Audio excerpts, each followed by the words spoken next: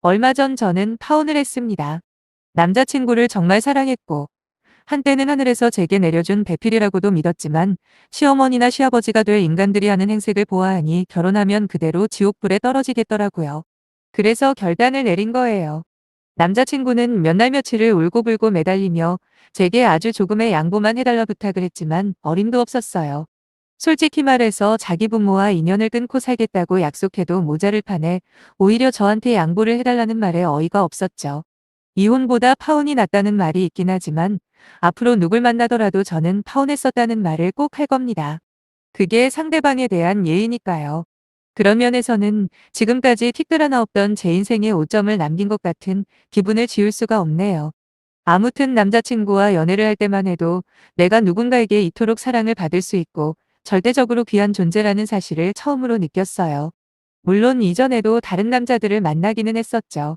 하지만 그때는 어려서인지 조금만 맞지 않으면 싸우게 되더라고요. 서로를 이해하고 배려하기보다는 그냥 헤어지는 걸 택하다 보니 점점 연애가 힘들어지고 무서워지는 겁니다.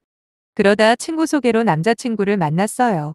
지금껏 만나왔던 남자들과는 확연히 다른 남자친구의 모습에 저는 점점 빠질 수밖에 없었습니다. 당시 저는 처음 입사했던 회사에서 그만두고 이직을 준비하고 있었거든요.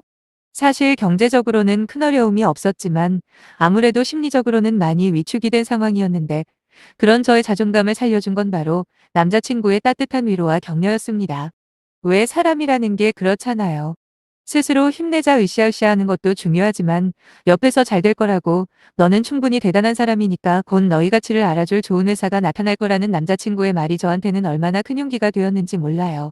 실제로 남자친구 덕분인지 저는 생각보다 빨리 재취업이 되었고 이 시점 이후로 남자친구는 제 인생에서 뺀쓸 수 없는 사람이 되었죠. 2년 반의 연애 끝에 저희는 결혼을 생각하게 되었는데 아무리 사람들이 결혼은 현실이라고 해도 저희만큼은 괜찮을 줄 알았어요. 그만큼 서로 세대에 잘 알고 사랑한다 믿었거든요. 말이 나온 김에 양가 집안에 대해서 이야기를 조금 해보자면 일단 저는 어린 시절부터 부족함 없이 자랐습니다. 아빠 엄마 두 분 모두 좋으신 분이세요. 격이다 돈도 먹고 사는데 지장 없을 만큼 있었고요. 한마디로 화목한 가정에서 별다른 어려움 없이 자랐다는 이야기죠. 반면에 남자친구 쪽은 상황이 많이 다릅니다. 일찍부터 어머님과 단둘이서 살아왔다고 하는데 이상한 건 어머님이랑 아버님이 그렇다고 이혼을 하신 건 아니래요. 연애 초창기에 지나가는 말로 남자친구 부모님에 대해서 물어본 적이 있습니다. 그때 들은 바로는 남자친구 부모님이 서로 사이가 안 좋아서 따로 살고 계시고 이혼은 하지 않았다고만 이야기를 하더라고요. 그때만 해도 결혼은 생각조차 할 수 없던 시기였기에 그냥 그런가 보다 하고 넘어갔죠. 제 친구들 중에서도 진짜 드라마에서나 나올 만큼 복잡한 가정사를 가진 친구들이 제법 있거든요. 그래서 남자친구네도 뭔가 말 못할 사정이 있겠지 정도로만 생각을 했었습니다. 하지만 결혼 이야기를 하면서 남자친구의 아버지에 대해 궁금해지더군요. 그래서 하루 시간 내서 용기 내 물어봤습니다. 이제는 부부가 될 관계니까 그 정도는 충분히 들을 자격이 된다고 생각했거든요. 그래서 아버지는 뭐 하는 분이신지 어디에 살고 계시며 또 연락은 하는지 물어봤어요. 그러자 남자친구가 하는 말이 중학교 이후로는 연락 한 번 한 적 없답니다. 목소리도 거의 까먹었다고 하는 거예요. 솔직히 많이 의아했어요. 그때까지만 해도 비록 아버님과 어머님이 무슨 사정인지는 모르겠지만 따로 살 수 있다 생각했거든요.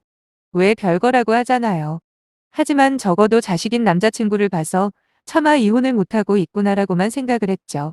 하지만 정작 남자친구는 아버님이랑 연락을 안 한다니까 당황스럽더라고요. 하지만 이런 생각도 금세 사라졌어요. 자신의 불행을 너무도 덤덤하게 말하는 남자친구가 안쓰러웠거든요. 제가 만약에 남자친구처럼 아빠 없이 자라야 했다면 정말 불행했을 거라는 생각에 저는 더 이상 캐묻지 않았습니다. 그리고 결혼식에도 당연히 안 오실 거라 짐작하고 넘어갔어요. 양가 부모님에게 본격적으로 결혼 승낙을 받고 조금씩 진행을 하던 중이었어요. 하루는 남자친구 어머님이 저를 부르시더라고요. 기니 할 말씀이 있다고 하시면서 말이에요. 그렇게 만난 어머님은 제게 부탁을 가장한 명령을 하셨습니다. 자신이 얼마나 힘들게 살아왔는지부터 시작해서 여자 혼자 몸으로 아들을 이렇게까지 훌륭하게 키워냈다며 스스로 자화자찬을 얼마나 길게 하시던지 듣고 있기가 점점 힘들었어요. 대체 본론이 뭘까? 무슨 이야기를 하시려 이렇게 장황하게 설명을 하시나 싶던 차에 드디어 어머님이 용건을 말씀하십니다. 당신께서 지금까지 안 해본 일이 없었다고, 그런데 평생을 몸을 혹사시키다 보니 지금은 건강이 많이 망가졌답니다. 그러면서 저와 남자친구가 결혼을 하더라도 지금까지처럼 생활비를 달라는 게 결론이었네요. 이미 아들하고는 이야기가 어느 정도 된 부분이지만 혹시나 해서 저한테도 따로 언지를 주는 거라고 하시면서 시어머니한테 생활비를 주는 것에 대해서 불만을 가지지 말라고 부탁 아닌 부탁을 하시는 거예요. 그러면서 자기가 며느리 입장이라도 시어머니한테 돈 들어가는 게 탐탁치 않을 수 있다 이해를 한답니다. 하지만 자기는 경우가 다르다며 이걸 드려야 하나 말아야 하나 그런 차원이 다르다고 말씀을 하시는데 사실 대충 알고는 있었어요. 남자친구가 어머님을 모시고 살면서 경제적으로 많이 부담을 하고 있었다는 걸 말이에요. 왜냐하면 종종 어머님과 돈 문제로 다퉜다고 속상하다는 이야기를 저한테 했었거든요. 어머님이 말씀하신 것 중에 건강이 많이 안 좋다는 이야기는 사실과 조금 다릅니다. 남자친구가 취업을 하기 전까지 어머님이 열심히 장사도 하시고 여러 가지 일들을 하신 건 맞지만 일단 남자친구가 돈을 벌기 시작하면서 일을 그만두셨거든요. 그렇다고 어머님 말씀대로 몸이 어디 아프거나 건강이 안 좋아서는 아니고요. 물론 연세가 있으시다 보니 젊은 사람처럼 건강할 수는 없겠죠. 하지만 제가 하고 싶은 말은 저렇게 당당하게 나는 일 못하니까 돈 내놓는 게 당연하거야 라고 말할 수준은 아니라는 겁니다. 그리고 바로 그 부분 때문에 남자친구와 어머님이 자주 갈등을 겪었던 거고요. 일을 그만두고 어머님이 집에만 계셨다면 모르겠지만 여기저기 많이도 돌아다니시는 것 같더라고요. 거기다 운동하는 모임에도 3개나 가입을 하셨어 평일에는 아침 저녁으로 나가서 운동을 하신답니다. 그리곤 생활비며 용돈이면 전부 남자친구한테 의존을 하니 당연히 남자친구 쪽에선 불만이 쌓일 수밖에 없는 거죠. 그렇다고 결혼하면 어머님을 아예 모른 척할 생각도 아니었어요. 남자친구가 결혼하면 저는 당연히 어머님도 우실거리라도 시작하실 줄 알았어요. 그러면 저희가 어느 정도 용돈 정도만 보내드리면 되겠다 싶었는데 어머님 생각은 그게 아니었더라고요. 결혼하고도 전처럼 똑같이 자식이 보내주는 돈으로만 생활을 할 작정이었던 거죠. 근데 자꾸만 자기 아들이랑은 어느 정도 이야기가 됐다고 말씀하시는 게 마음에 걸리긴 했습니다. 저 혼자 결정할 문제가 아니니 남자친구랑 상의를 해보겠다 말씀드리고 겨우 도망치다시피 그곳에서 빠져나올 수 있었네요. 결혼이라는 게 당사자 둘만 좋아서 되는 게 아니라는 것 정도는 알고 있었지만 벌써부터 이런 일을 겪을 줄은 몰랐는데 마음이 정말 무겁더라고요. 그날 남자친구와 곧바로 어머님과 나눴던 대화에 대해서 이야기를 했습니다. 일단 제가 먼저 물어봤죠. 어머님은 이미 오빠랑 말을 주고받은 것처럼 말씀하시던데 그게 맞냐고요. 그랬더니 남자친구는 약간 당혹해하면서 오히려 저한테 질문을 하더라고요. 그래서 지금 한 푼도 못 드리겠다고 말하고 싶은 거냐고요. 갑자기 나를 세우는 남자친구를 우선 진정시켰습니다. 뭔가 오해를 한 것 같은데 돈을 안 드리겠다는 이야기가 아니라 내가 진짜 하고 싶은 말은 이제부터 우리는 부부니까 함께 상의를 하는 게 중요하다는 거다라고 했죠. 거기다 다른 문제도 아니고 돈에 관련된 건데 10원을 사용해도 서로 동의를 해야 하는 게 맞는 거 아니냐고 말했습니다. 그랬더니 그제야 남자친구도 저한테 사과를 하더라고요. 처음부터 자기가 어머님을 모시고 사는 거 알고 만났기 때문에 당연히 저도 동의할 거라 생각했대요. 뭐 그럴 수도 있다고 생각은 합니다. 저 역시도 어느 정도 시어머니 생활비를 도와드리는 걸 전제로 결혼을 생각한 거고요. 하지만 앞에도 말씀드렸듯이 어머님도 최소한의 노력이라는 걸 할 때 이야기였거든요. 남자친구한테 지금까지 얼마씩 들여왔냐 물었더니 월 200만 원이랍니다. 생활비랑 용돈 모두 합쳐서 말이죠. 생각보다 많은 금액에 놀란 저는 왜 그렇게 많이 드리냐 또 물어봤어요. 그랬더니 남자친구가 한다는 말이 어머님이 밥 챙겨줘, 빨래 청소까지 다 해주시는데 생활비에 용돈까지 하면 그 정도는 드려야 하는 거 아니냐 하더군요.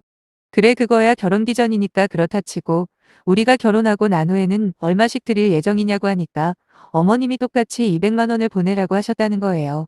그 소리를 듣자마자 지금까지 참고 참았던 인내심이 폭발하는 느낌이 들더군요.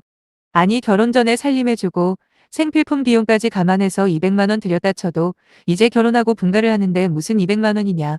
이게 말이 되는 소리냐며 저도 모르게 큰 소리를 냈습니다. 거기다 이 멍청한 남자친구는 기껏 한다는 말이 뭔지 아세요? 돈을 드린다는 것까지만 말씀드렸지 정확한 금액은 아직 안 정했다면서 저를 진정시키려고 하더라고요. 저도 참 등신인 게 그 와중에 100만 원 이상은 못 드리니까 그렇게 알고 있으라고 했네요.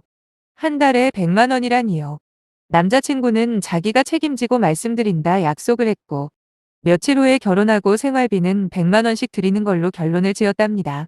그러면서 칭찬 한 번 안 해주냐는 그놈을 보며 진짜 이 결혼을 하는 게 맞는 건지 심히 의심이 들더군요. 저와는 다르게 남자친구는 그저 우리가 결혼한다는 사실만으로도 핑크빛 미래를 그리고 있었고 시간은 흘러가고 있었어요. 그런데 어느 날 주말에 남자친구가 잔뜩 상기된 목소리로 전화를 하는 거예요. 당시에 제 머릿속은 여러 가지 생각들과 걱정으로 복잡했는데 자기 혼자 해맑은 남자친구가 짜증나고 원망까지 되었습니다. 퉁명스럽게 전화를 받은 저에게 남자친구는 놀라운 소식을 전해주더라고요. 그건 바로 자기 아버지가 결혼식에 참석하겠다 연락을 해왔다는 거예요. 남자친구와는 다르게 어머님과 아버님은 그래도 가끔씩이나마 전화 정도는 주고받고 있었는데 아들이 결혼한다는데 빠질 수는 없지 않냐 그랬답니다. 지금 생각해도 그 두 분의 관계는 이해가 안 되네요. 듣자 하니 아버님은 그쪽에서 이미 가정을 꾸린 지 한참이라고 했거든요. 남자친구는 잔뜩 들떠서는 막 호들갑을 떨던데 저는 그러거나 말거나 잘됐다 말 한마디 하고 말았어요. 저한텐 그게 문제가 아니었거든요. 결혼하기도 전부터 한 달에 200만 원을 아무렇지도 않게 달라는 남친 어머니가 나중에는 무슨 요구를 할까 고민이 많이 되었습니다. 아마 그 후에 그 일이 없었더라도 결국 헤어지기로 결심을 하긴 했을 것 같네요. 다행인지 불행인지 저의 그런 결심을 확실하게 굳혀준 사건이 생겼어요. 혼자 신이 나서 결혼 준비에 박차를 가하고 있던 남자친구와는 달리 저는 뭘 해도 마음에 안 드는 겁니다. 그래서 민기적민기적거리고 있었는데 하루는 남자친구가 자기 부모님이랑 식사 자리를 마련했다고 하더군요. 아무래도 결혼식 전에 아버지 얼굴은 한번 뵈야 하지 않겠냐면서요. 딱히 내키지는 않았지만 그렇다고 거절할 명분도 없고 해서 나갔습니다. 남자친구 아버지는 한눈에 보기에도 꼬장꼬장하고 고집이 아주 세게 생기셨어요. 아무튼 밥이 코로 들어가는지 입으로 들어가는지 모를 정도로 건성건성 식사를 하고 있었죠. 갑자기 남자친구 어머니가 그놈의 생활비 이야기를 또 꺼내시는 겁니다. 자기가 통 크게 양보한 거 잊지 말라면서 그런 의미로 예단은 하자는 식으로 말씀을 하시는 거예요.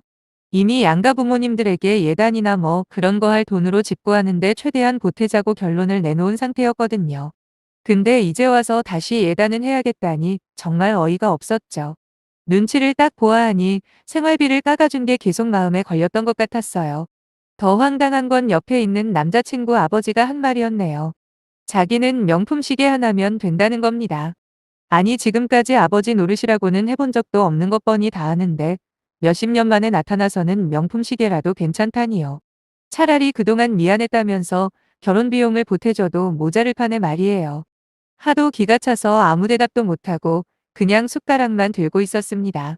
남자친구도 제 눈치가 보였던지 자기 아버지를 말리면서 나중에 그건 따로 이야기하자더군요. 그 소리를 듣자마자 정신이 번쩍 들었습니다. 저는 남자친구에게 큰 소리로 되물었어요. 나중에 이야기하긴 뭘 나중에 이야기하냐고요. 당장 대답하라 했습니다. 우물쭈물거리는 남자친구의 모습을 보니 답이 확실해지더군요. 남자친구를 똑바로 노려보며 또박또박 말했습니다. 계속 참아주니까 내가 호구로 보이냐고요. 처음에 매달 200만 원 달라고 할 때도 어이가 없었지만 그래도 100만 원까지는 허용해줬다. 근데 네 월급 한 달에 300만 원 겨우 넘는 건 니네 어머니가 아시냐 했어요. 자식 등골 빨아먹는 것도 어느 정도지 사지 멀쩡하고 아픈 데 없는데도 결혼한 아들 돈으로 생활하려는 게 말이나 되냐 따졌습니다. 솔직히 100만 원도 말이 안 되는 금액인 거 나도 아는데 그래도 혼자서 아들 키우느라 고생하신 거 생각해서 양보한 거라고요. 사람이 고마운 줄을 알아야지. 요즘 세상에 시어머니 일 안 하고 편하게 놀고 먹는 돈으로 한 달에 100만 원씩 선뜻 드린다는 며느리가 있을 것 같냐 그랬더니 남친 어머니가 지금 뭐 하자는 거냐 난리를 치시더라고요. 가볍게 무시했습니다. 어차피 제 이야기를 들어야 할 사람은 남자친구였으니까요. 저는 계속해서 말을 이어나갔어요. 내가 지금 빚진 거 갚는 사람처럼 보이냐고 물어봤더니 남자친구는 그건 아니라대요.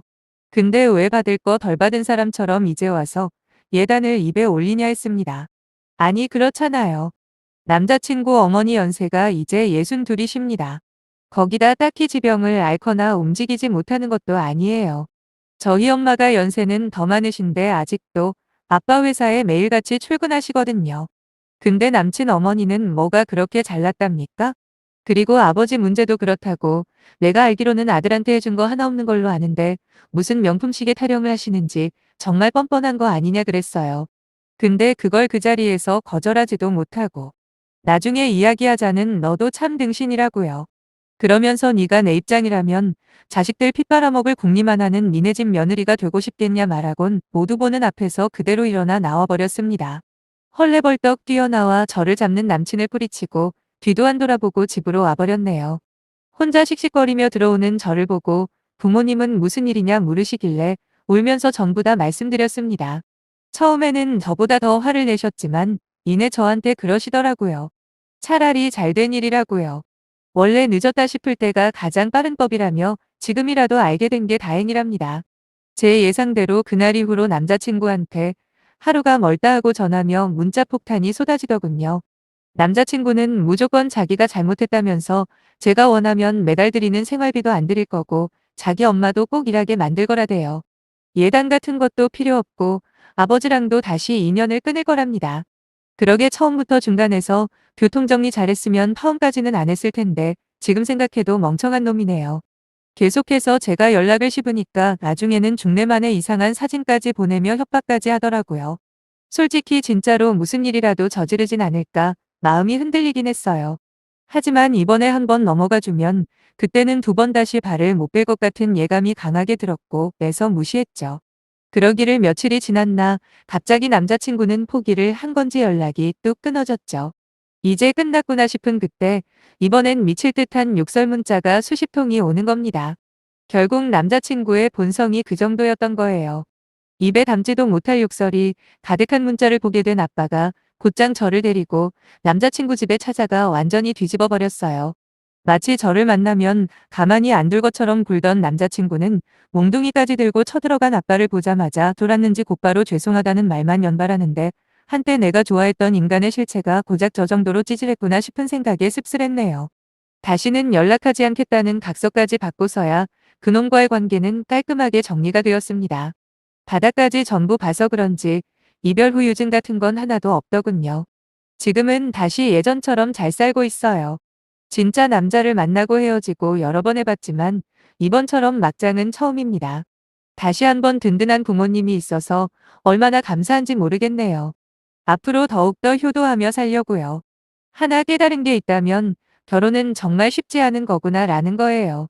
그리고 집안 대 집안의 결합인 만큼 비슷한 환경의 가정이 만나야 한다는 어른들의 말씀에 절대적으로 공감하게 되네요. 그럼 제 사연은 이만 줄이고 평범한 일상으로 돌아가 볼게요. 감사합니다.